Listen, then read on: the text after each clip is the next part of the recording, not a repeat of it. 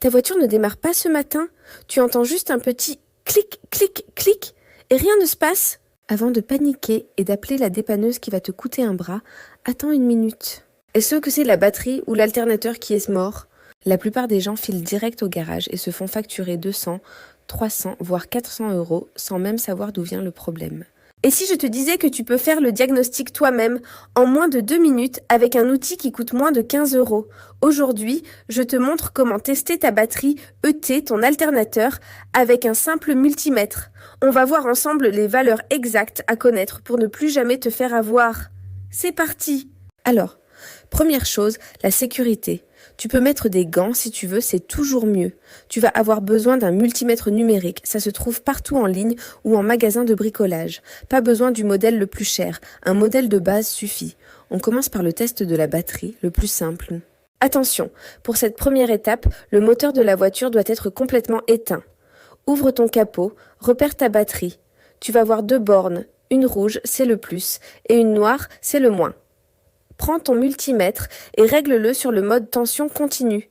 C'est le symbole avec un V et une ligne droite avec des petits points en dessous.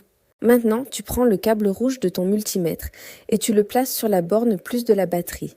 Le câble noir, tu le mets sur la borne moins.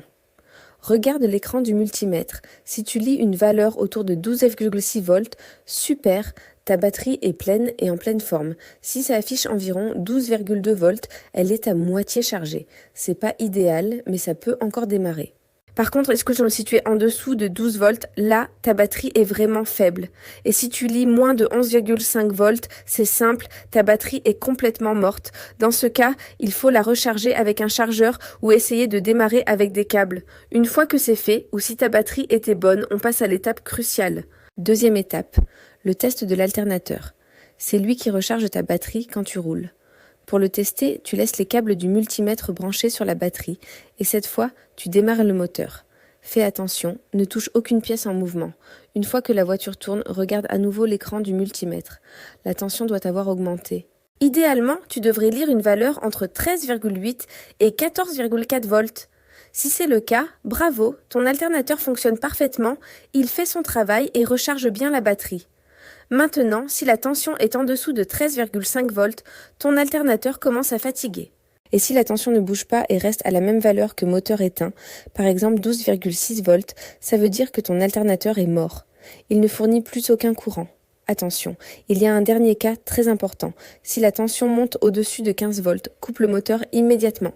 Ça veut dire que le régulateur de l'alternateur est fichu et il envoie trop de jus. Ça peut faire surchauffer et même exploser ta batterie. Voilà, en résumé, moteur éteint en dessous de 12 V, c'est la batterie.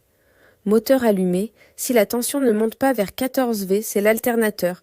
C'est aussi simple que ça, tu viens d'économiser un diagnostic au garage. Si ce tuto t'a aidé, mets un gros pouce bleu, ça soutient énormément la chaîne. Dis-moi en commentaire quelle valeur tu as obtenue sur ta voiture.